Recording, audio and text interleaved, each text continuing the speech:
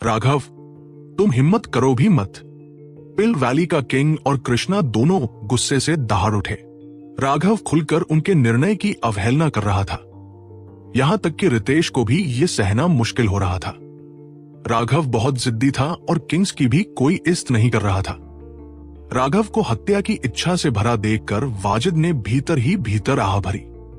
लगता था कि इस दुनिया में सचमुच कुछ भी ऐसा नहीं था जिससे राघव डरता हो, जो वह करने की हिम्मत ना करे। इस संसार में ऐसा कोई काम नहीं है जो मैं, राघव, करने की हिम्मत न रखता हूं। अगर तुम्हारे पास शक्ति है तो मुझे मार डालो, लेकिन मेरे विचारों को तुम बदल नहीं सकते। यहां तक कि स्वर्ग भी मेरे संकल्प को नहीं बदल सकता, राघव ने गरजते हुए कहा। दोनों अजगर राघव के चारों ओर लिपटे हुए लगातार दहाड़ रहे थे। उनकी भयावह आभा ने पूरे सभास्थल को ढक लिया। राघव, हमें छोड़ दो। हमें पता ही नहीं था कि तुम्हें फंसाया गया है। कृपया। अनगिनत लोग राघव की हत्या की तीव्र इच्छा से कांप उठे। राघव के पीछे 2 किंग्स खड़े थे जो पूरी तरह उसका समर्थन कर रहे थे। इस स्थिति में कोई भी उसे झुकाने की हिम्मत नहीं कर सकता था। अगर राघव चाहता तो वो वहां मौजूद सबको मार सकता था। मूल रूप से तो वे सब ऊंचे पद और गरिमा वाले लोग थे, लेकिन मृत्यु के भय के सामने उनका सारा घमंड टूट गया और वे दया की भीख मांगने लगे। अगर ये दोनों वरिष्ठ मेरा समर्थन करने न आए होते तो जब मेरी हत्या कर दी जाती, क्या तब तुम लोग दया के लिए चीखते चिल्लाते मेरे एक्सपेंशन दाओ सेक्ट के 1 लाख शिष्यों को जीवित छोड़ देते? राघव ने दहाड़ लगाई। अचानक दोनों अजगरों से अद्भुत शक्ति फूट पड़ी। उनका दबाव इतना भयानक था कि किंग्स का भी चेहरा बदल गया। उन्होंने कभी सोचा भी नहीं था कि राघव बिना किंग आइटम के इतनी विनाशकारी ताकत छोड़ सकता है। अगर यह हमला सचमुच छोड़ दिया जाता तो आधा दम किंग की शक्ति पर खड़े कुछ लोग छोड़कर बाकी सब मारे जाते। राघव, अगर तुम इतनी बड़ी संख्या में लोगों की हत्या करोगे तो तुम्हें दुनिया के सभी राइटियस पाथ द्वारा शिकार घोषित किया जाएगा। क्या तुम सचमुच पूरे धर्मपथ को दुश्मन बनाना चाहते हो? रितेश चिल्लाया। हालांकि राघव जिद्दी था, लेकिन रितेश उसे एक उत्कृष्ट प्रतिभा मानता था। वह सोचता था कि अगर उसे सेंट्रल प्लेन्स में भी रखा जाए तो वह अपनी प्रतिभा से चमक सकता है। वह नहीं चाहता था कि राघव ऐसा अपराध करे। अगर वह सिर्फ पीछे के मुख्य अपराधियों को मारता तो बात और थी, लेकिन इस तरह धर्मपथ से जुड़े इतने लोगों का कत्ल, इससे तो यहां तक कि एक्सपेंशन दाओ सेक्ट भी उसे बचा नहीं पाएगा। शायद उन्हें खुद उसे सजा भी देनी पड़ती। वो नहीं चाहता था कि ऐसा विलक्षण व्यक्ति इस तरह नष्ट हो जाए। वाजिद बस शांत खड़ा तमाशा देख रहा था। उसने न कुछ कहा, न किसी को रोका और न ही अपनी राय जाहिर की। वो राघव को सबसे बेहतर समझता था। डाइवर्जेंस कभी साधारण मार्ग नहीं चला करते। उनका पागलपन भरे काम करना कोई अजीब नहीं था। चंद्रमोहन की आंखें चमक रही थी। उसे राघव का यह अडिग जिद्दीपन ही सबसे ज्यादा भाता था। वो अपने तलवार के मूठ पर हाथ रखे हुए था और उसका संकल्प साफ दिख रहा था। कोई कुछ भी कहे या करे, वो राघव को हेवन स्प्लिटिंग बैटल सेक्ट वापस लेकर जाएगा। क्या आप दोनों कुछ कहना नहीं चाहते? रितेश ने वाजिद की ओर देखा। उसे ये पता था कि चंद्रमोहन से कुछ कहना व्यर्थ था। वाजिद ने सिर हिलाया। कोई भी राघव के निर्णय को बदल नहीं सकता।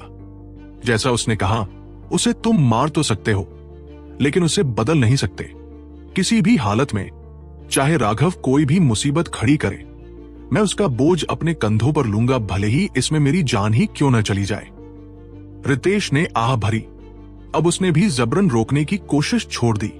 उसने अपनी पूरी कोशिश कर ली थी। अगर राघव जिद्दी होकर अपनी राह चलना चाहता है तो उसे कोई नहीं रोक सकता। अब वह केवल देख सकता था कि कैसी महान प्रतिभा का विनाश उसकी आंखों में सामने हो रहा है। उसके दिल में अफसोस भर गया। राघव नीचे कांपते चेहरों को देखता रहा, लेकिन जैसे ही लिटिल स्नो की मौत याद आई, उसके दिल में तीखी पीड़ा उठी। तब भी हालात यही थे। अंकित ने धर्मपथ के सेलेस्टियल्स का समूह इकट्ठा किया था। उन्हें इस बात से जरा भी मतलब नहीं था कि राघव को फंसाया गया है या नहीं। उनका बस एक ही मकसद था, अंकित की चापलूसी करना। हालांकि लिटिल स्नो को उन्होंने सीधा नहीं मारा था, लेकिन वे उसकी मौत में बराबर के दोषी थे। वे उसके साथी कातिल थे। अगर अगला जन्म हुआ तो मैं फिर से तुम्हारे साथ रहना चाहूंगा। ये थे लिटिल स्नो के अंतिम शब्द जो उसने मरते समय राघव से कहे थे। ये बस एक वाक्य था, लेकिन उसमें अनंत भावना और तड़प थी। राघव उस पीड़ा को कभी नहीं भुला सकता था। मर जाओ। राघव की आंखें रक्त सी लाल हो गई जब उसने डबल ड्रैगन डिस्ट्रक्शन सक्रिय किया। उसका इरादा था कि रिमोट हेवन गैंग ने जो भी सहायकों को इकट्ठा किया है सबको मार डाले। राघव, मत करो, ये तुम नहीं हो। एक सुग्रेसफुल आकृति हवा में उड़ती हुई राघव के सामने आ खड़ी हुई। उसकी सफेद पोशाकें और लंबे बाल हवा में लहरा रहे थे, मानो किसी चित्र से उतरकर आई कोई अप्सरा हो। वह उसके ठीक सामने खड़ी हो गई। सीमा, तुम। राघव चौंक गया और हड़बड़ी में अपना आक्रमण रोक दिया। राघव, अपना द्वेष छोड़ दो। तुम्हारा ये घृणा तुम्हें अंधा कर रही है और तुम्हें पूरी तरह से बदल रही है। अगर तुम सचमुच इन्हें मार दोगे तो तुम्हें कोई सुकून नहीं मिलेगा, बल्कि और पीड़ा होगी। सही बात तो यह है कि अगर ये लोग पूरी तरह से असाध्य दुष्ट होते तो तुम यूं झिझकते नहीं। तुम बिना पलक झपकाए इन्हें काट डालते। लेकिन तुम रुके क्योंकि तुम्हारे भीतर अब भी दया और विवेक मौजूद है। तुम अपने इस विवेक को दबाने की कोशिश कर रहे हो। लिटिल स्नो की मौत का बहाना लेकर खुद को निर्दयी हत्यारा बनाने की कोशिश कर रहे हो, लेकिन यह व्यर्थ है। तुम्हारे भीतर भलाई अब भी है। अगर तुम इन्हें मारोगे तो और अधिक खालीपन और खो जाने का एहसास करोगे। तुम्हारा नैतिक आधार ही टूट जाएगा और जीवन का लक्ष्य खो बैठोगे। सीमा की आवाज भावुक थी। राघव ने अपनी मुट्ठियां भींच ली। दुनिया में उसे सबसे अच्छी तरह समझने वाली सीमा ही थी। सीमा की आंखें दुख से भरी थी। उसने धीरे से राघव के चेहरे को छुआ। हम सब तुम्हारे दिल का दर्द जानते हैं, इसलिए हम नहीं चाहते कि तुम और दर्द सहो। इन लोगों को मारना आसान है, लेकिन ये लिटिल स्नो की विदाई का दर्द मिटा नहीं पाएगा।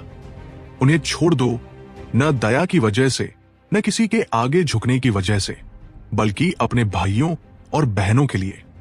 हम में से हर कोई तुम्हारे लिए जान देने को तैयार है, लेकिन हम नहीं चाहते कि तुम और आहत हो। अगर तुम इन्हें छोड़ दोगे तभी तुम फिर से आजादी पाओगे और अपनी साधना की अंतहीन राह पर आगे बढ़ पाओगे। हमारे पास अभी बहुत कुछ करना है। अगर तुम हर बोझ अपनी पीठ पर लादे चलोगे तो एक दिन ढह जाओगे। इन बोझों को छोड़ना, अपने दिल का बोझ उतारना होगा। बॉस, इन्हें हवा में उड़ते पात जैसा समझ लो।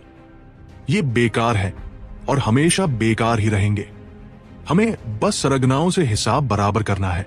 बॉस, तुम्हारे जैसा महान आदमी चींटियों के झुंड से क्यों भिड़े? मुझे यकीन है लिटिल स्नो भी नहीं चाहेगा कि तुम ऐसा करो। अर्जुन बोला। बॉस, इन्हें बस भगा दो। हम सब अभी भी तुम्हारे नेतृत्व में आगे बढ़ने और ऊंचाइयां छूने का इंतजार कर रहे हैं। ड्रैगन ब्लड वॉरियर्स ने जोर से चिल्लाया। राघव ने सीमा की ओर देखा। उसकी सुंदर आंखों में असीम गर्माहट थी। वो गर्माहट उसके दिल की पीड़ा को कुछ कम कर रही थी। उसने अपने दोनों अजगरों को वापस बुला लिया। जो वातावरण अभी तक तनी हुई धनुष की प्रत्यंचा जैसा था, वो पल भर में धीमा पड़ गया। कांपते हुए वे तथाकथित राइटियस एक्सपर्ट्स जमीन पर गिर पड़े।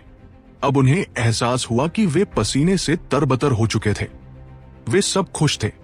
लगता था कि उनकी जान बच गई। धन्यवाद। राघव ने सीमा को कसकर गले से लगा लिया। उसके बालों की खुशबू में उसे शांति और अपनापन मिला, जो उसने लिटिल स्नो की मौत के बाद से महसूस नहीं किया था। सीमा के शब्द बिल्कुल सही थे। वो पहले ही भीतर भटकने लगा था।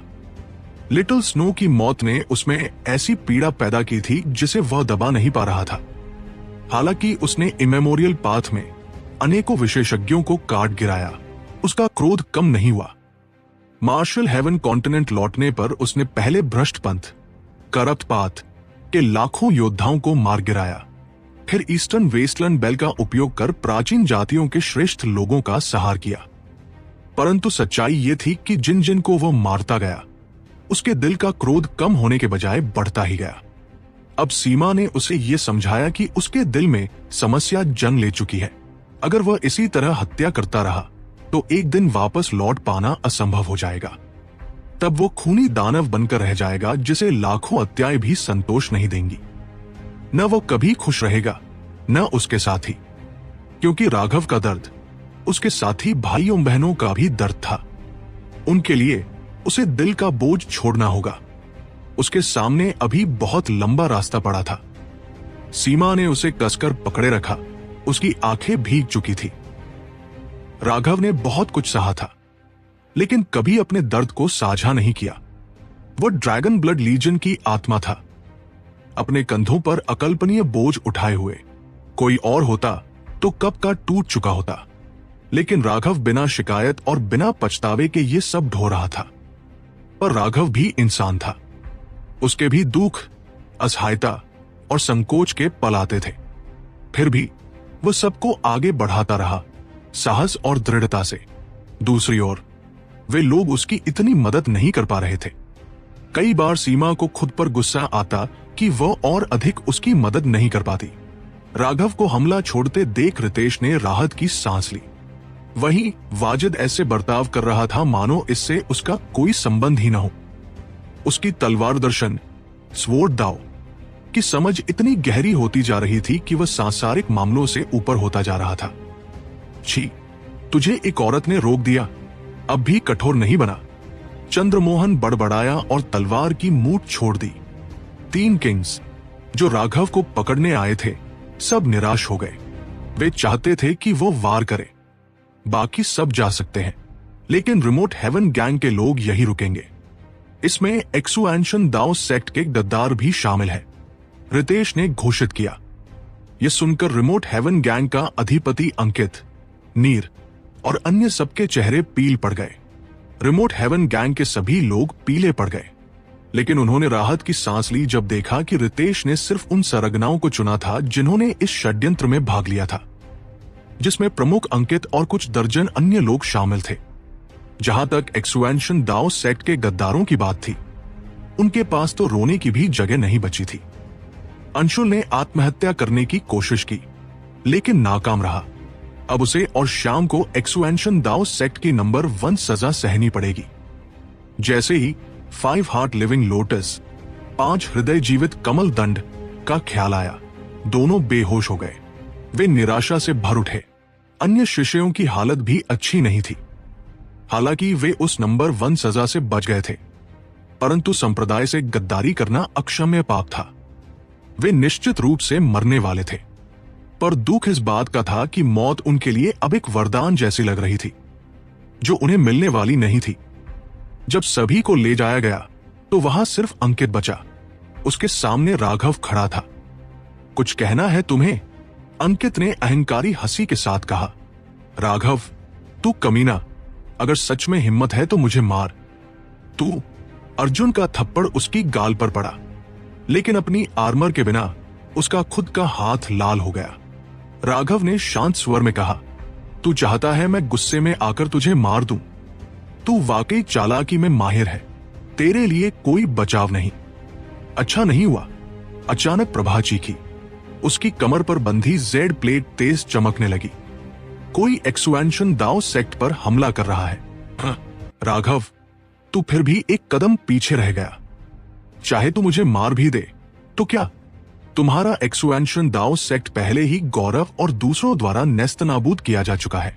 तू मुझे मार नहीं पाएगा, लेकिन मैंने तेरे संप्रदाय के हर कुत्ते तक को मार डाला है। अंकित पागलों की तरह हंसने लगा। कृष्णा का चेहरा काला पड़ गया।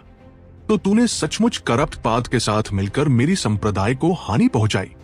अंकित ने फिर हंसते हुए कहा। बूढ़े मूर्ख। राघव का तुझे मूर्ख कहना बिल्कुल सही था। मैं पहले से ही करप्ट पाद के साथ मिला हुआ था। तो अब क्यों नहीं? मुझे एक्सुएंशन दाओ सेक्ट की हर गतिविधि की पूरी जानकारी थी। असल में योजना यही थी। जो लोग यहां आए थे उन्हें घात लगाकर मार डाला जाता और उसी समय करप्ट पाद संप्रदाय की नींव बर्बाद कर देता। दुर्भाग्य से हम यहां हार गए। पर उससे क्या? तेरे संप्रदाय के दसियों हजार शिष्य मेरी वजह से मरने वाले हैं। हाँ, तू मौत को दावत दे रहा है। कृष्णा ने हाथ उठाया और उसे मारने ही वाला था, लेकिन रितेश ने उसे रोक दिया। अभी अंकित को मारना उसके लिए बहुत आसान मौत होती। रितेश बोला, गुस्से से समस्याएं हल नहीं होती। चलो जल्दी से शाखा संप्रदाय की ओर बढ़े। उसने हाथ लहराया तो एक मील लंबा उड़न जहाज निकल आया। सब लोग तुरंत उस पर चढ़ गए, जिसकी किसी को उम्मीद नहीं थी। वो ये कि सिर्फ वाजिद और चंद्रमोहन ही नहीं, बल्कि बाकी 3 किंग्स भी उस पर चढ़ गए। उड़न जहाज पर सभी को जगह नहीं मिल सकती थी।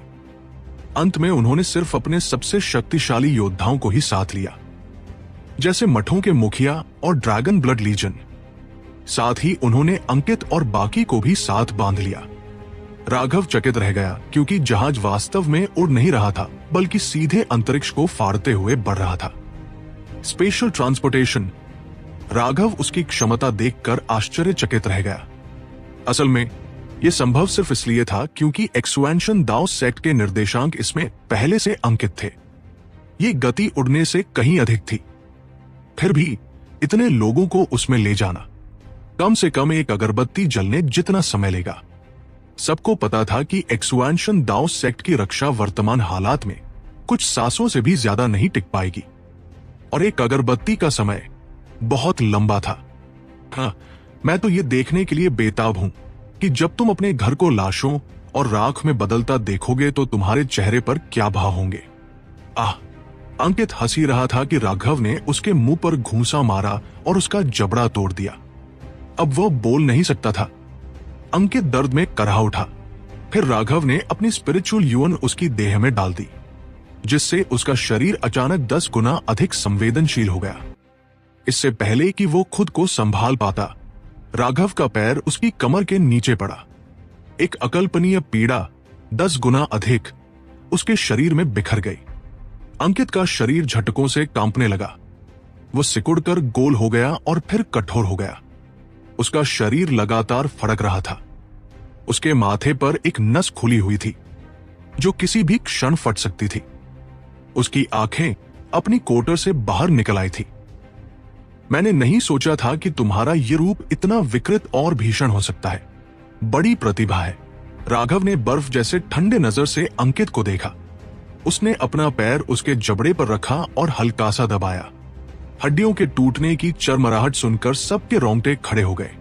हड्डियों के आपस में रगड़ने की वह आवाज इतनी वीभत्स थी कि किंग्स तक का चेहरा बदल गया। ये यातना हद से ज्यादा क्रूर थी। सभी को पता चल गया कि राघव ने कोई गुप्त कला, सीक्रेट आर्ट इस्तेमाल की है, जिससे अंकित की इंद्रियां 10 गुना अधिक संवेदनशील हो गई। अब एक मामूली सुई चुभना भी असहनीय पीड़ा जैसा होता। अंकित, मेरी सुंदर पत्नी के उपदेश के कारण मैं बड़ा दिल वाला बन गया हूं। अगर तू 5 हार्ट लिविंग लोटस की सजा सह लेगा तो मैं हमारे वैर को खत्म मान सकता हूं। लेकिन तेरी गंदी जुबान मुझे उकसा रही है कि मैं तुझे गुस्से में मार डालूं। अगर खेलना चाहता है तो आओ खेलते हैं। राघव के चेहरे पर क्रूर मुस्कान उभर आई। सीमा लाल हो गई और उसने उसे हल्के से ठोक दिया। चाहे जो भी हालात हो, राघव कभी शरारती अंदाज नहीं छोड़ता था। लेकिन यह देखकर वह राहत की सांस ले सकी कि वह अपने पुराने रूप में लौट आया था। वो लिटिल स्नो की मृत्यु की छाया से बाहर निकल रहा था। राघव ने आगे कहा, क्या तू सोचता है कि मैं तेरी चाल नहीं समझ पाया? मैं सबको दिखाऊंगा कि एक्सुएंशन दाओ सेक्ट पहले जैसा मजबूत है और उसका हर शिष्य सुरक्षित है। लेकिन तेरी बकवास सुनने का अब मन नहीं, इसलिए बोलने की बजाय अब गाना शुरू करा। ठीक ऐसे तेरी करा भले ही चुभने वाली हो, मगर तेरी बकवास सुनने से तो कहीं बेहतर है। सभी ने अंकित की ओर तरस भरी नजर डाली। वह किसी से भी उलझ सकता था, लेकिन उसने राघव को ही चुना। ये तो खुद अपने पैरों पर कुल्हाड़ी मारना था। हड्डियां रगड़ी जा रही थी और अंकित की कराह गूंज रही थी। ड्रैगन ब्लड वॉरियर्स के लिए यह सब सामान्य था, क्योंकि राघव उन्हें पहले से इस राह पर ले आया था। लेकिन यहां तक कि किंग्स भी इस विभत्स आवाज से असहज हो गए। वो आवाज मानो ब्लैकबोर्ड पर नाखून घिसने जैसी लग रही थी, वर्णनातीत और क्रोध दिलाने वाली। अर्जुन, इधर आओ और जरा आजमाओ। मेरा पैर थक गया है, राघव बोला। अर्जुन तुरंत दौड़कर आया और उसी की नकल की। उसने अपना पैर अंकित के जबड़े पर जमाया, जिससे वो तुरंत खून उगलने लगा। मूर्ख, ताकत पर ध्यान दो, पैर की नोक का इस्तेमाल करो और बराबरी से दबाव डालो, रगड़ते हुए आगे पीछे करो। राघव की समझाई से अर्जुन ने जल्दी ही इसका सार पकड़ लिया और वो दिल दहला देने वाली आवाज दोबारा गूंज गई। पिल वैली का किंग अब इसे सहन नहीं कर पा रहा था। कई बार उसने मुंह खोला लेकिन कुछ कह नहीं सका। यह आवाज उसे पागल कर रही थी, लेकिन उसे डर था कि अगर उसने कुछ कहा तो राघव फिर उसे गालियां दे देगा। राघव तो गोबर सना पत्थर था, गंदा भी, कठोर भी। वो अपने संप्रदाय के वरिष्ठों तक को गाली देने से नहीं डरता था। इसीलिए पिल वैली का किंग, प्राचीन जाति का किंग और एंशिएंट फैमिली अलायंस का किंग सब चुप रहे। उन्होंने ऐसे जताया मानो किसी ध्यान योग में मग्न हो। उन्हें शक था कि राघव इतना निर्दयी है कि अगर अंकित मर भी गया तो उसकी लाश पर भी यातना देने लगेगा। अपनी साधना के वर्षों में उन्होंने असंख्य प्रतिभाशाली लोगों को देखा था, लेकिन ऐसा दबंग और उच्छृंखल युवक उन्होंने कभी नहीं देखा था। दबंग शब्द भी उसके लिए काफी नहीं था। सी एक्सपांशन रियल्म के शुरुआती चरण में ही उसने किंग्स को आंखों से गिरा दिया। यह बिल्कुल पागलपन था और उन्होंने ऐसा पहली बार देखा। अचानक आकाश जगमगाने लगा। उड़न जहाज अंतरिक्ष से बाहर निकल आया और सीधा एक्सपेंशन दाओ सेक्ट के बाहर प्रकट हुआ। वहां पहुंचने पर उन्होंने देखा सैकड़ों फाउंडेशन फोर्जिंग एक्सपर्ट्स एक्सपेंशन दाओ सेक्ट की दीवारों पर पागलों की तरह हमला कर रहे थे। 5 हफ स्टेप किंग्स बाहर पहरा दे रहे थे। साथ ही आकाश में 2 वृद्ध खड़े थे जो पागलपन से रून छोड़कर एक्सपेंशन दाओ सेक्ट की रक्षात्मक संरचना पर प्रहार कर रहे थे। ये दोनों असल में किंग्स थे। रितेश और अन्य लोग स्तब्ध रह गए। वे तो यह सोचकर तैयार आए थे कि एक्सपेंशन दाओ सेक्ट पहले ही नष्ट हो चुका होगा और हमलावर भाग चुके होंगे। ऐसे में उनके पास सिर्फ प्रतिकार करने के अलावा कोई विकल्प न होता। लेकिन अब उन्होंने देखा कि 2 किंग्स लगातार हमला कर रहे थे, फिर भी संरचना सिर्फ हिल रही थी, टूट नहीं रही थी। ऊपर से वे दोनों किंग्स पसीने से तर थे, मानो बहुत देर से हमला कर रहे हों। क्या एक्सपेंशन दाओ सेक्ट की सुरक्षा संरचना सभी इतनी भयानक है? पिल वैली का किंग चौंक गया। उसने तुरंत अपनी आध्यात्मिक शक्ति से संरचना की जांच की। यूएन स्पिरिट स्टोन्स, यहां तो असंख्य यूएन स्पिरिट स्टोन्स हैं। उसने देखा कि एक्सपेंशन दाओ सेक्ट के भीतर सरोजनी खड़ी थी और उसके चारों ओर हजारों यूएन स्पिरिट स्टोन्स एक विशेष पैटर्न में व्यवस्थित थे। यही उस रक्षा संरचना का मूल था। जब इन पत्थरों से ऊर्जा मिल रही थी तो संरचना 100 गुना अधिक शक्तिशाली हो गई थी। अब इसे तोड़ने के लिए किंग्स को भी काफी समय चाहिए था। सभी किंग्स उन स्पिरिट स्टोन्स को देखकर प्रभावित हुए। मार्शल हेवन कॉन्टिनेंट में ये पत्थर अत्यधिक दुर्लभ और मूल्यवान थे। करप्ट पाथ के दोनों किंग्स ने अचानक वो विशाल उड़न जहाज देखा जिस पर एक साथ इतने किंग्स थे। वे हैरान रह गए। भागो! करप्ट पाथ के दोनों किंग्स ने जरा भी सोचे बिना तुरंत भागने की कोशिश की। रंबल, एक विशालकाय ब्रॉडस्वॉर्ड ऊपर से गिरा और सीधे उनकी ओर बढ़ा। यह चंद्रमोहन का हमला था। ऐसा लग रहा था जैसे पूरे संसार को यही तलवार भर चुकी हो। चाहे कोई आसमान में उड़ जाए या धरती में गड़ जाए, इसे कोई टाल नहीं सकता था। सभी किंग्स चंद्रमोहन की शक्ति देखकर दंग रह गए, खास तौर पर पिल वैली, एंशिएंट रेसेस और एंशिएंट फैमिली अलायंस के किंग्स। हालांकि उनकी साधना किंग स्तर तक पहुंच चुकी थी, लेकिन वास्तविक युद्ध क्षमता में हेवन स्प्लिटिंग बैटल सेक्ट के योद्धाओं को कोई चुनौती नहीं दे सकता था। स्प्लिट द हेवंस 3, दोनों करप्ट किंग्स सीधे उसके आक्रमण के घेरे में आ गए। उन्होंने जल्दी से अपने किंग आइटम्स सक्रिय कर रक्षा की। अंतरिक्ष धमाके के साथ फट पड़ा। सभी ये देखकर स्तब्ध रह गए कि उनके किंग आइटम्स सिर्फ इस एक प्रहार से ही चकनाचूर हो गए। प्राचीन जाति, एंशिएंट रेस का किंग हकबका गया। उसने किस्मत को धन्यवाद दिया कि उसने कभी चंद्रमोहन को उकसाया नहीं, वरना वो निश्चित ही मर चुका होता।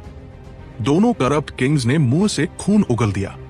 उनमें से एक ने अचानक एक पीले रंग का ताबीज निकाला और उसे रगड़कर तोड़ दिया।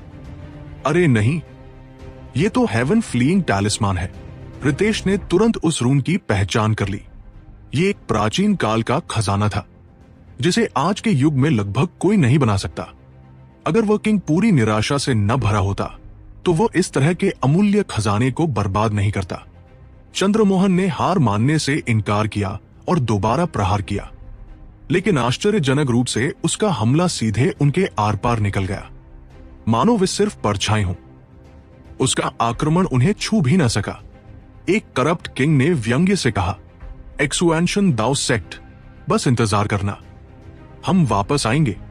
जैसे ही हेवन फ्लीइंग टैलिस्मान टूटा, उनके चारों ओर अजीब रून चमकने लगे, अंतरिक्ष मुड़ने लगा और साफ पता चल रहा था कि वे टेलीपोर्ट होकर भाग निकलेंगे।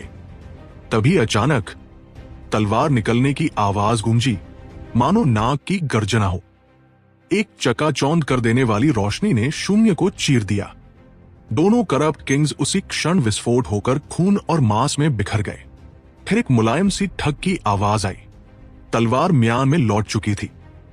सभी लोग आश्चर्य से वाजिद की ओर देखने लगे। ये हमला उसी से आया था। किसी को विश्वास नहीं हो रहा था। उसकी तलवार की धार ने समय स्थान की लहरों को अनदेखा कर हेवन फ्लीइंग टैलिस्मान को तोड़ दिया। हालांकि तलवार साधक हमेशा सबसे सशक्त आक्रमणकारी माने जाते थे, लेकिन वाजिद की तलवार उस स्तर से कहीं ऊपर थी। उसका क्षेत्र इतना ऊंचा था कि वहां मौजूद कोई और किंग उसे छू भी नहीं सका। वाजिद शांत स्वर में बोला, आप सबको इतना आश्चर्य करने की जरूरत नहीं है। मेरी स्वॉर्ड दाव थोड़ी विशेष है और उस तरह की स्पेशल एनर्जी के विरुद्ध विशेष प्रभाव रखती है। वो तो शांत था, लेकिन बाकी किंग्स के दिल धड़क उठे। उसकी तलवार का आक्रमण सचमुच भयानक था। उसमें ऐसी विनाशक इच्छा थी जिसे कोई रोक नहीं सकता था। चंद्रमोहन का हमला भी वाकई अद्भुत था, लेकिन उसकी ताकत उनकी समझ की सीमा में थी। पर वाजिद का हमला उन्हें किसी उच्चतर क्षेत्र की झलक दिखा गया। क्या तुम सचमुच सोचते हो कि अब भी भाग सकते हो? गौरव, क्या तुम सोचते हो कि मैं यहां नहीं हूं? उनके दो किंग्स की मौत ने करप्ट एक्सपर्ट्स को गहरे भय में डाल दिया। वे हर दिशा में भागने लगे, लेकिन अब बचना असंभव था। राघव ने और किसी पर ध्यान नहीं दिया।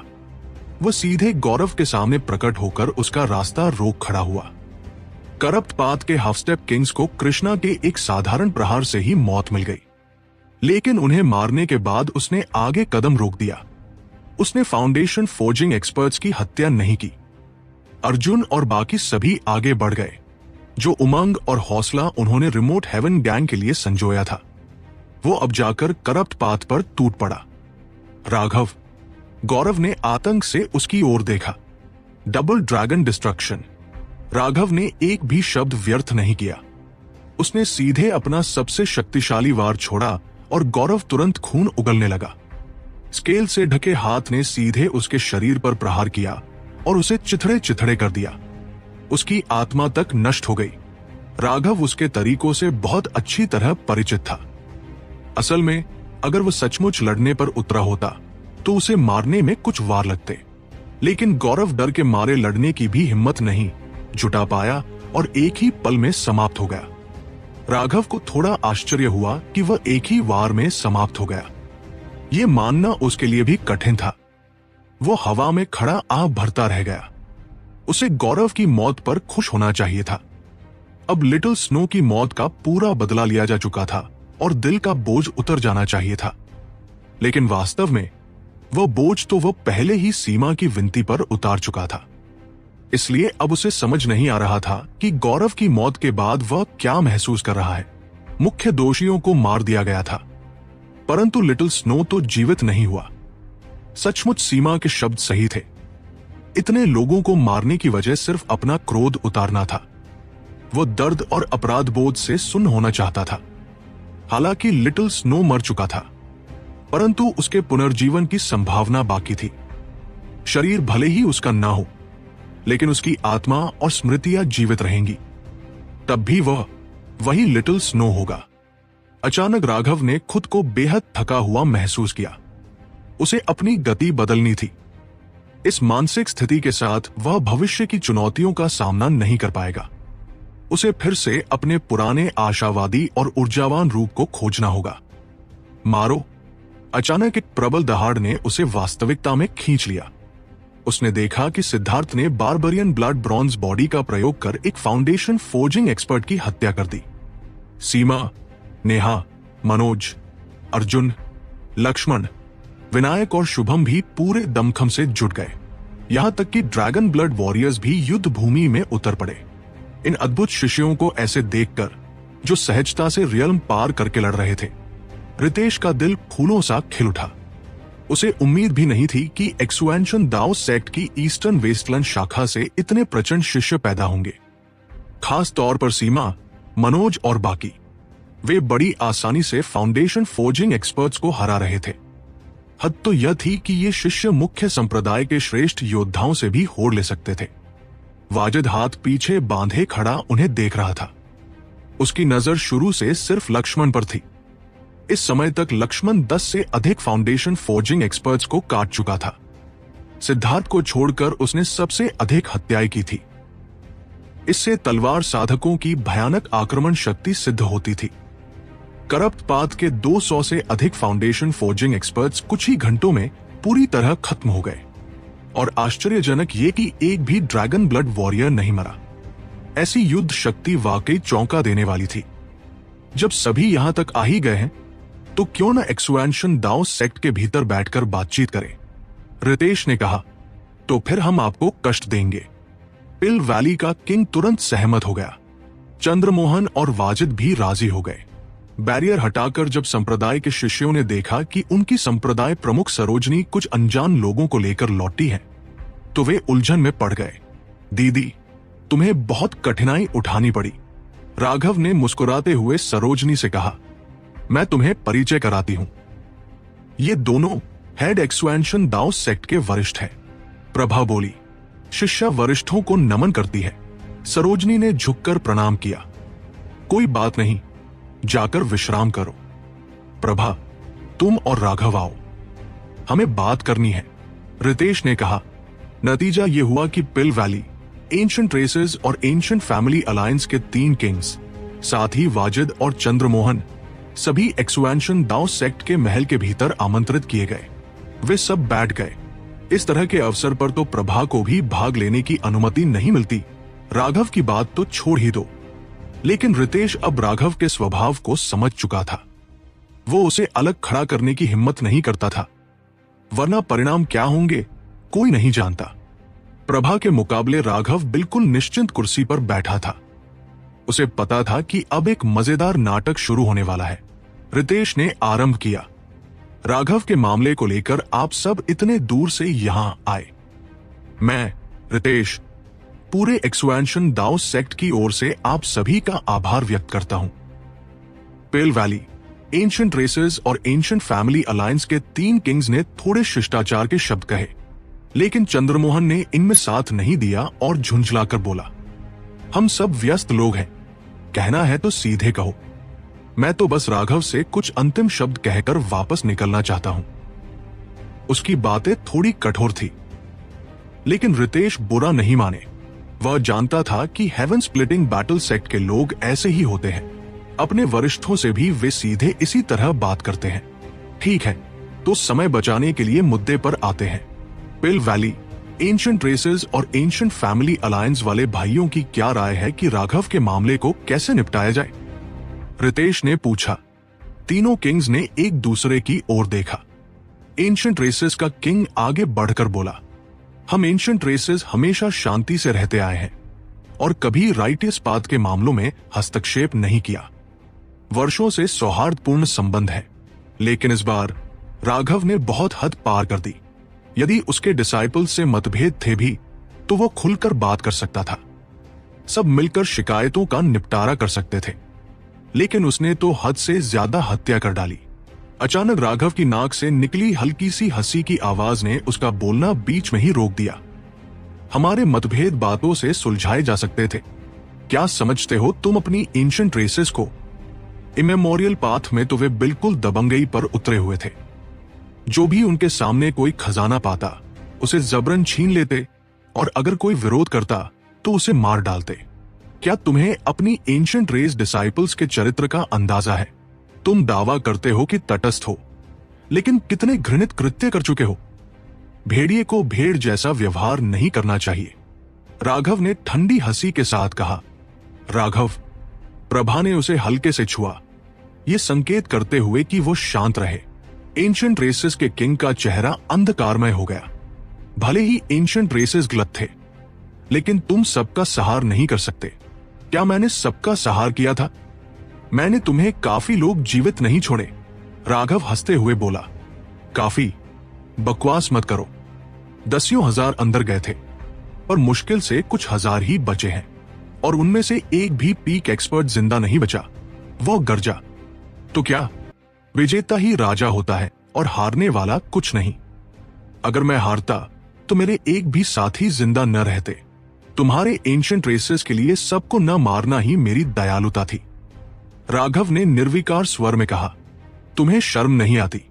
असली बात यह है कि तुम्हें मौका ही नहीं मिला, नहीं तो तुम किसी एक को भी जिंदा नहीं छोड़ते। तुम मैं नहीं हो तो तुम्हें कैसे पता? क्या मैंने अंत में राइटियस एक्सपर्ट्स को नहीं छोड़ दिया? क्या तुम्हें मेरी आंखों में दिखाई नहीं देता कि मैं हमेशा वैर का जवाब दया से देता हूं?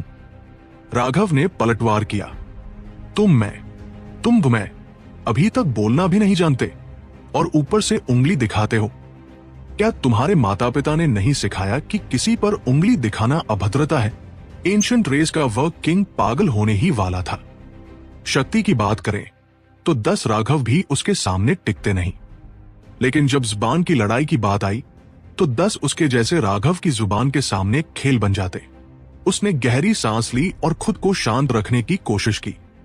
ठीक है, जब बाद में एंशिएंट रेसेस एक्सुएंशन दाओ सेक्ट से बातचीत करने आए थे, तब तुमने उन्हें क्यों मार डाला? बातचीत करने आए थे? क्या तुम्हारे दिमाग में गोबर भरा है? जब तुम किसी से बातचीत करते हो तो पहले उनका संप्रदाय नष्ट करते हो और उनके लोगों को यातना देते हो। तुम्हारे एंशिएंट रेसेस के वो मूर्ख तो पूरे एक्सुएंशन दाओ सेक्ट को तबाह करने आए थे। यदि मैं उन्हें न मारता तो क्या दावत देता? और सुनो, अभी तुमने खुद कहा कि चाहे कोई गलत भी हो, उसे पूरी तरह नष्ट नहीं करना चाहिए। तो फिर वे एंशिएंट रेसेस एक्सपर्ट्स लड़ने के बजाय बात क्यों न करते? जब दूसरों को सलाह दो तो पहले अपने आचरण पर नजर डालो, राघव ने तिरस्कार भरी मुस्कान के साथ कहा। एंशिएंट रेस विशेषज्ञ ने इतनी जोर से मुट्ठियां भींची कि वे सफेद पड़ गई। उसने एक निर्दयी सच्चाई को स्वीकार किया।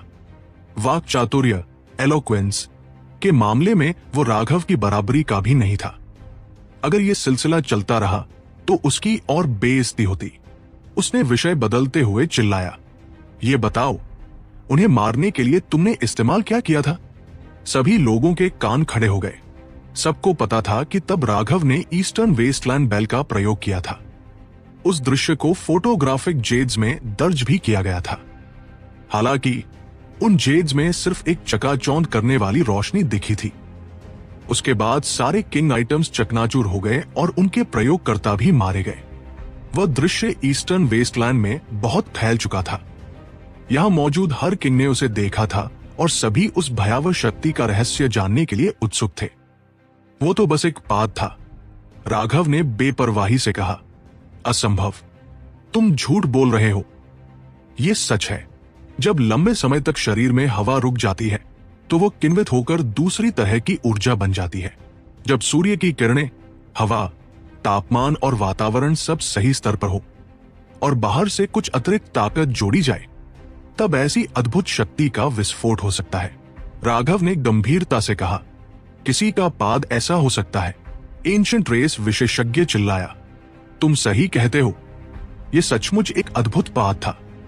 इसी एक पाद से मैंने तुम्हारे एंशिएंट रेस एक्सपर्ट्स को मार डाला। राघव ने सिर हिलाकर हामी भरी। असल में वह ईस्टर्न वेस्टलैंड बेल का नाम गुप्त रखना चाहता था। ईस्टर्न वेस्टलैंड बेल ने जाते हुए उससे कहा था कि उसके अस्तित्व का रहस्य कभी प्रकट न करे, वरना असीम कर्मा उत्पन्न होगा। हालांकि राघव अभी तक ठीक से नहीं जानता था कि वह कर्मा वास्तव में क्या है, लेकिन वह बेल की नेक नियत को महसूस कर सका। इसी कारण उसने उस पर विश्वास किया और चुप्पी साध ली। ये रवैया एंशिएंट रेस विशेषज्ञ के लिए बेहद अपमानजनक और उकसाने वाला था, लेकिन फिर भी वह राघव को कुछ कर नहीं सकता था। तो तुम सच बताने से इनकार कर रहे हो? मैंने तो सच ही बताया है। अगर तुम विश्वास नहीं करते तो इसमें मैं क्या कर सकता हूं? राघव ने कंधे उचकाए। वाजिद और चंद्रमोहन के मौजूद होने से उसे किसी बात का भय नहीं था। वाजिद पूरी तरह उसका समर्थन कर रहा था और राघव सुखद आश्चर्य में था कि वह सचमुच एक्सपर्ट्स के बीच का एक्सपर्ट था, सचमुच एक सच्चा तलवार साधक। ऐसा शक्तिशाली समर्थन होने पर अगर वह डरपोक बनता तो फिर वह राघव कहलाता ही क्यों? असल में यहां मौजूद सभी एक्सपर्ट्स का मुख्य लक्ष्य उस रहस्यमयी हथियार के बारे में जानना था। ऐसा खजाना अगर हाथ लगे तो उनकी समूची शक्तियां उसे पाने के लिए पागल हो जाए। लेकिन चूंकि राघव ने बताने से साफ इनकार कर दिया, एंशिएंट रेस एक्सपर्ट ने भी ज्यादा जोर देने की हिम्मत नहीं की। माहौल कुछ देर तक अजीब सा हो गया। तभी रितेश बोला, चूंकि राघव इसे बताना नहीं चाहता तो यह यहीं पर रहने दे। आखिर यह उसका निजी रहस्य है और किसी संप्रदाय के लिए खतरा भी नहीं। उसे इसे गुप्त रखने का अधिकार है और इसके अलावा वो वस्तु हमला करने के बाद स्वयं ही चली गई थी। मुझे यकीन है कि आपकी बुद्धि से आप ये अंदाजा लगा चुके होंगे कि राघव जैसा व्यक्ति उतने भयानक हथियार को नियंत्रित करने में सक्षम नहीं है। पेल वैली का किंग बोला, हम जानते हैं, लेकिन इतना खतरनाक सामान किसी बच्चे के हाथों में नहीं होना चाहिए।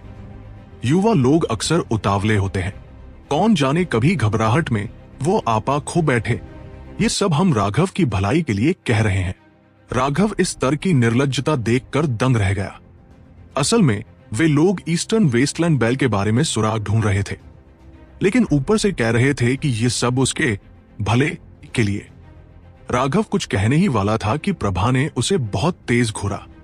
उस नजर ने ही उसके बदन में ठंडक भर दी।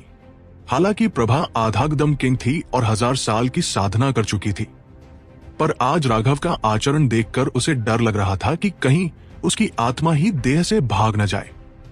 उसके कृत्य उसकी कल्पना से परे थे। वो खुद भी अपने यौवन में कभी ऐसे करने की हिम्मत नहीं कर पाई थी। पेल वैली का किंग पहले ही कह चुका था कि वो आगे इस हथियार की पड़ताल नहीं करेगा, इसलिए प्रभा चाहती थी कि किसी तरह राघव का मुंह बंद कर दिया जाए। उसे डर था कहीं कुछ और उल्टा पुल्टा न बोल दे। वो मन ही मन प्रार्थना कर रही थी कि समय जल्दी बीत जाए और ये किंग्स यथाशीघ्र चल दे। हर बार जब कोई किंग गुस्से में आता, वो कुर्सी से उछलने ही वाली हो जाती। उसे डर था कि कहीं राघव को एक ही तमाचे में न मार दिया जाए। वरिष्ठ भ्राता की कृपा के लिए धन्यवाद। राघव अभी युवा है और वरिष्ठ होने के नाते हमने उसे ठीक से शिक्षित नहीं किया, इसी कारण आपको चिंता करनी पड़ी। रितेश ने हल्की हंसी के साथ कहा। राघव मौन रह गया। उसने वाजिद का शांत चेहरा देखा और समझा ये सब उसके लिए सामान्य बात थी, जबकि चंद्रमोहन के होठों पर व्यंग्यात्मक मुस्कान थी। क्या कुछ और कहना है? यदि नहीं तो मैं पहले चलता हूं। हाल ही में मेरी पीठ में दर्द है, थका हुआ हूं, जरा झपकी ले लूंगा। राघव उठकर शरीर को खींचने लगा और जम्हाई ली। वो सचमुच थका चुका था। हाल ही में उस पर अत्यधिक दबाव था। सीमा की मदद से उसे थोड़ा सुकून मिला और तभी उसे अपनी थकान का एहसास हुआ। कृष्णा का चेहरा उतर गया। वो उसे डांटने ही वाला था कि रितेश की एक नजर ने उसे रोक दिया। वह किसी हालत में यह नहीं चाहता था कि राघव फिर से सबके सामने उसे गालियां दे बैठे। नहीं, वो इनके बीच और वैरभाव चाहता था। वो राघव के स्वभाव को अब समझ चुका था। उसे साधारण तरीके से संभाला ही नहीं जा सकता। राघव के जाने की इच्छा पर रितेश ने हल्की मुस्कान देकर कुछ नहीं कहा, लेकिन पिल वैली, एंशिएंट रेसेस और एंशिएंट फैमिली अलायंस के किंग्स उलझन में रह गए। उन्होंने एक दूसरे की ओर देखा। पिल वैली का किंग बोल उठा, राघव, लगता है इमेमोरियल पाथ में तुम्हें काफी लाभ मिला। राघव ने मन ही मन हंसकर व्यंग्य किया। उसे पता था यह सवाल पूछा जाएगा। इमेमोरियल पाथ से लौटने के बाद ड्रैगन ब्लड वॉरियर्स सभी सेलेस्टियल्स बन चुके थे। यह बड़ा झटका था और उसने पहले ही अंदाजा लगा लिया था कि इस पर जरूर प्रश्न होगा। अपनी बाह से जरा धूल झाड़ते हुए उसने निश्चिंत स्वर में कहा, हां, कुछ मिला, इतना कि कपड़े लत्ते और पेट भर को बस हो जाए। मुझे जानना है कि तुम्हारे पास कितने यून स्पिरिट स्टोन्स हैं। पिल वैली का किंग बोला, और ये तुम क्यों जानना चाहते हो? राघव ने उसकी आंखों में झांका। मेरा मतलब है, अगर तुम्हारे पास अधिक हो तो मैं पिल वैली की ओर से उनमें से कुछ खरीद सकता हूं। खरीद? मुझे तो ये इतना सीधा नहीं लग रहा। अगर मैंने अपने यूएन स्पिरिट स्टोन्स निकाल दिए तो तुम मुझसे भरपाई मांगोगे। मैंने तुम्हारे 2 डिसाइपल्स मारे, मैंने इतने एंशिएंट रेस एक्सपर्ट्स मारे और एंशिएंट फैमिलीज के डिसाइपल्स भी बहुत मारे, और अब तुम मुझसे यूएन स्पिरिट स्टोन्स खरीदना चाहते हो? क्या तुम समझते हो मैं उतना ही मूर्ख हूं जितना तुम? तुम्हारे लोग मर गए और अब तुम इन दोनों एल्डर्स से मेरे ऊपर मुआवजा थोप दोगे। तुम्हारे लोगों की मौतों की आगे पड़ताल तो होगी नहीं, तो तुम बदल में मुझसे कुछ पत्थर हथिया लोगे। इतना निर्लज होना सचमुच काबिले तारीफ है। क्या तुम्हारी वर्षों की साधना बस अपना चेहरा मोटा करने में ही गई? सुन लो, जो भी मेरे पास है वो मैंने अपनी जान जोखिम में डालकर पाया है। तुम उसे चाहते हो तो दफा हो जाओ। तुम्हारे सभी नुकसान तुम्हारे अपने कर्म थे, मुझसे उनका कोई संबंध नहीं। मुझे बेवकूफ बनाने का खेल मत खेलो, क्योंकि मैं इसमें हिस्सा नहीं लेता। राघव ने ठंडी हंसी के साथ कहा। इन तीनों किंग्स के चेहरे तुरंत काले पड़ गए। राघव, अपनी जुबान संभालो, बदतमीजी मत करो, प्रभा ने गुस्से से डांटा। भीतर ही भीतर वह खींच रही थी। ये लड़का आखिर सोच क्या रहा है? अगर इनकार करना ही था तो सीधे कह देता कि उसके पास कुछ नहीं है, लेकिन नहीं, उसने तो सीधा सीधा उनका अपमान ही कर दिया। ये किंग्स थे, उनके प्रति असम्मान तो सीधे उनके मुंह पर थप्पड़ मारने जैसा था। यही कारण था कि प्रभा का क्रोध उबल पड़ा। राघव ने ठंडी नजरों से कहा, शिष्टाचार तो समझदार लोगों के लिए होता है, लेकिन मैं ढोंगी और पाखंडी लोगों से शिष्टाचार नहीं निभा सकता जो मेरी जान लेना चाहते हैं। ये तीनों यहां अपने मरे हुए डिसाइपल्स का बदला लेने का बहाना बनाकर आए हैं, लेकिन असली लालच मेरे रहस्यों का है। अगर संप्रदाय प्रमुख और तीसरे अंकल चंद्रमोहन न होते तो कौन जाने मुझे पकड़कर कहां कैद कर लिया जाता और किस तरह की यातना दी जाती। तुम चाहते हो कि मैं ऐसे लोगों से नम्रता से पेश आऊं। खेद है कि अभी मेरी साधना इतनी नहीं है, वरना मैं इनके सिर अपने हाथों से काट डालता। तीनों किंग्स के चेहरे सूज गए।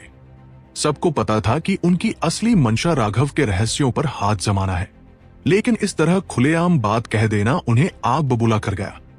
ईस्टर्न वेस्टलैंड बेल और यूएन स्पिरिट स्टोन्स को छोड़ दे। सबसे बड़ा रहस्य तो यह था कि राघव साधारण डिसाइपल्स को सेलेस्टियल्स में कैसे बदल देता है। यह शक्ति तो हर संगठन के लालच का कारण थी। अच्छा लड़के, तुझमें कुछ हिम्मत है, बस कह दे और तेरे तीसरे अंकल खुद इन तीनों के सिर काट डालेंगे। चंद्रमोहन हंसा। सभी के दिल हलक में अटक गए। अगर ऐसी बातें कोई और कहता तो लोग समझते धमकी दे रहा है, पर हेवन स्प्लिटिंग बैटल सेक्ट वालों को जानते हुए सबको यकीन था ये लोग धमकी नहीं देते, कह दिया तो कर दिखाएंगे। लेकिन राघव ने सिर हिला दिया। आपकी कृपा के लिए धन्यवाद, मगर मैं मर्द हूं। अपने शत्रुता का प्रतिशोध मैं स्वयं लूंगा। रितेश ने राहत की सांस ली। उसे सचमुच डर था। एक तरफ युवा और उतावला राघव, दूसरी ओर दबंग और अप्रत्याशित चंद्रमोहन, दोनों मिलकर कुछ भी कर सकते थे। पिल वैली का किंग बोला, राघव, तुम हम पर झूठा दोष लगा रहे हो। मैं, वरुण, पिल वैली में पद और प्रतिष्ठा रखता हूं। क्या मैं जैसे व्यक्ति लालचवश इतना नीच काम कर सकता हूं? बाकी दोनों किंग्स भी तमतमा कर राघव को घूरने लगे। अब तो वे प्रभा को भी तुच्छ समझने लगे थे, क्योंकि वह राघव को रोक नहीं पा रही थी। अभी अभी जब चंद्रमोहन ने तलवार उठाई थी, वे सबकी सांस अटक गई थी। मगर जैसे ही राघव ने इनकार किया, वे तुरंत फिर अपने आत्मसम्मान की आड़ में गरजने लगे। वरुण, राघव की आंखें चमक उठीं और वो उपहास से मुस्कुराया। पिल टावर में लंबे समय रहने के कारण उसने प्रतीक और आर्यवर से बहुत से रहस्य सीखे थे। पिल टावर की हर बड़ी घटना पिल वैली के एल्डर को रिपोर्ट की जाती थी। ये याद आते ही राघव बोला, वरुण, तुम तो वाकई निर्लज्ज निकले। पिल वैली के नियमों को ताक पर रखकर सांसारिक मामलों में दखलंदाजी कर रहे हो। बहुत अच्छा, बिल्कुल सही, तुम्हें साधुवाद देना चाहिए। बकवास, ये तुम क्या कह रहे हो? वरुण घबराकर बोला। वो गुस्से में अपना नाम बता चुका था और अब उसे पछतावा हुआ। उसे तुरंत याद आया कि जब उसने अपना नाम बोला, राघव की आंखों में चमक आई थी। इसका मतलब उसे कुछ बातें पता है। वरुण, मैं बकवास नहीं कर रहा। तुम खुद जानते हो कि रिमोट हेवन गैंग अगर पिल वैली से मदद मांगना चाहता तो उसे पिल टावर से होकर ही जाना पड़ता, और ईस्टर्न वेस्टलैंड का पिल टावर तुम्हारे ही नियंत्रण में है। जब तुम्हें ये सूचना मिली तब इसे पिल वैली को रिपोर्ट करने के बजाय तुम स्वयं यहां दौड़े आए, अपनी निजी फायदे की नीयत से। वरुण स्तब्ध रह गया। उसने सोचा भी नहीं था कि राघव को इतना मालूम होगा। यहां तक कि रितेश और अन्य लोग भी हैरान थे, क्योंकि उन्हें भी ये रहस्य ज्ञात नहीं था। किसने कहा मैं निजी लाभ के लिए आया? मैं तो बस ऊपरी आदेश से आया था। मैं तो यहां बात शांति से निपटाने आया हूं। राघव ने हाथ हिलाकर उसकी बात काट दी। ऐसी बोरिंग बकवास करने का कोई फायदा नहीं। सच्चाई तो तुम सबसे अच्छे से जानते हो। अब तो यही प्रार्थना करो कि यह मामला और बड़ा ना हो। अगर तुम्हारे विरोधियों ने इसे हमारे बल पर पिल वैली के ऊपरी अधिकारियों तक पहुंचा दिया तो तुम्हारे अच्छे दिन खत्म हो जाएंगे।